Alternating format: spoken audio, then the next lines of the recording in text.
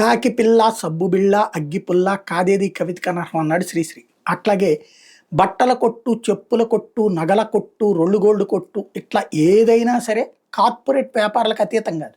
Reliance వాడు చేస్తున్నాడు, టాటా వాడు చేస్తున్నాడు. బడా బడా కార్పొరేట్ వ్యవస్థలు చిరు వ్యాపారుల యొక్క వ్యాపారాలని బల్క్గా చేసుకొస్తున్నారు.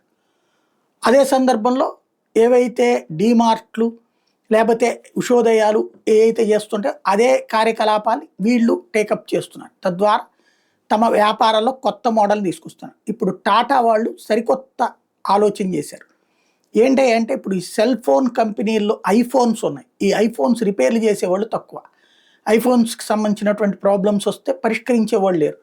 ఎక్కడో రేరెస్ట్ ఆఫ్ రేర్ షాపుల్లో మాత్రమే జరుగుతున్నాయి. యాపిల్ స్టోర్కి తీసుకెళ్తే వాళ్ళు ఇస్తే ఎన్ని రోజులకు వస్తుందో తెలియదు. దాంతో సమస్య. ఇప్పుడు టాటా వాళ్ళు ఐఫోన్ వాళ్ళతో టైఅప్ అయ్యి టాటా గ్రూపు ఇలాంటి సెంటర్లు తెరుస్తుందట. ఐఫోను మ్యాక్ బుక్ల రిపేర్లని భారతదేశం మొత్తం చేసేటటువంటి ఫ్రాంచైజీలని ఇప్పుడు టాటా సంస్థ ఐఫోన్ వాళ్ళతో తీసుకుంటోంది.